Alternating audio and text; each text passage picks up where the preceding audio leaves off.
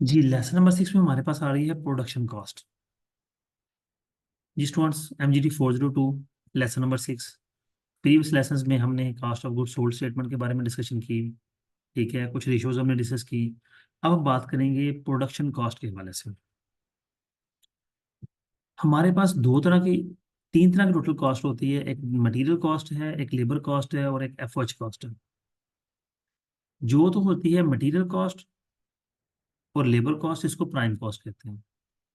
और लेबर और FOH cost को कन्वर्जन कॉस्ट कहते हैं। तो यही बात इसने यहाँ पे लिखी है कि डायरेक्ट मटेरियल उसने लैदा कर दिया और कन्वर्जन कॉस्ट उसने लैदा कर दिया। कन्वर्जन कॉस्ट में एक तो डायरेक्ट लेबर कॉस्ट शामिल है और दूसरा एफओएच कॉस्ट शामिल है।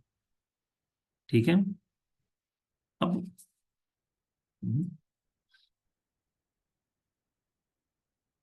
यहाँ पे वो बात कर रहा है कि अक्सर स्टूडेंट से प्रॉब्लम होती है कि वो कॉस्ट ऑफ गुड्स सोल्ड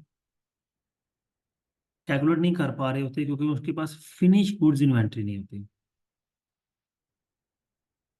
तो हम बड़ी आसानी से फिनिश गुड्स इन्वेंट्री कैलकुलेट कर सकते हैं कि हमारे पास फिनिश गुड्स यूनिट्स मौजूद हैं और कॉस्ट पर यूनिट मौजूद है, तो हम इनको फाइंड कर सकते हैं।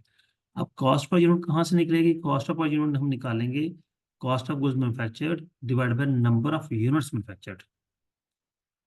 अब इसका मतलब ये हुआ कि अगर वो कोई क्वेश्चन हमें ऐसा देता है जिसमें वो फिनिश गुड्स इन्वेंट्री नहीं देगा, तो वो हमें कॉस्ट पर यूनिट या क्लोजिंग फिनिश गुड्स यूनिट्स दे देगा। यानी goods in shape of cost नहीं देगा, in shape of units value दे देगा हमें। तो जब ऐसा भी करेगा तो हम जो स्टेटमेंट बना रहे हैं उसको उसमें ये फार्मूला इंप्लीमेंट करके फाइंड आउट कर सकते हैं हम।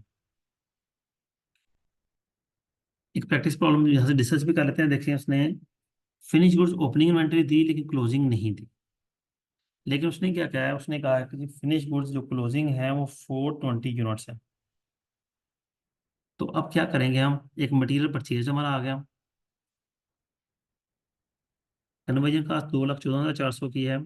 Freight in, purchase discount, opening material inventory और क्लोजिंग मटेरियल इन्वेंट्री, ये क्वेश्चन उसने दिया हुआ है। तो हमने निकाल लिया मटेरियल कंज्यूम्ड 3,45,000। इसमें कन्वर्जन ऐड की, टोटल फैक्ट्री कॉस्ट आ गई। इसमें ओपनिंग वर्किंग प्रोसेस ऐड किया और क्लोजिंग माइनस किया, तो हमारे पास कॉस्ट ऑफ गुड्स मैन्युफैक्चर्ड आ गया। अब कॉस्ट ऑफ गुड्स मैन्युफैक्चर्ड में हमारे पास जो टोटल यूनिट्स प्रोड्यूस हुए, क्या उसने ऊपर दिए हुए हैं? जी, उसने कहा जी मैंने 220 यूनिट सेल किए हैं। तो प्रोड्यूस कितने हुए हैं? हम 300 और 220 को जमा कर लेंगे और 420 इनमें से माइनस कर देंगे। उसका मतलब है हमने सिर्फ और सिर्फ 100 unit I think so produce किए हैं। यहाँ वो कैलकुलेशन भी करेगा। जी, क्लोजिंग की वर्किंग की तरफ आते हैं।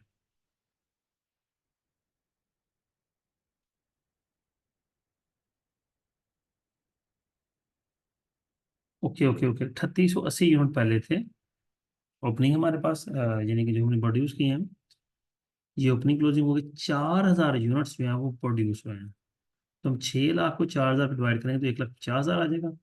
क्लोजिंग इन्वेंट्री में 420 को 150 से डिवाइड करेंगे, मल्टीप्लाई करेंगे, 63,000 हमारी क्लोजिंग इन्वेंट्री आ गई। वो ये हमने क्लोजिंग इन्वेंट्री लिखी, तो हमारे पास cost of goods sold statement पूरी की पूरी आ गई। ठीक हो गया, ये थोड़ी सी वर्किंग थी।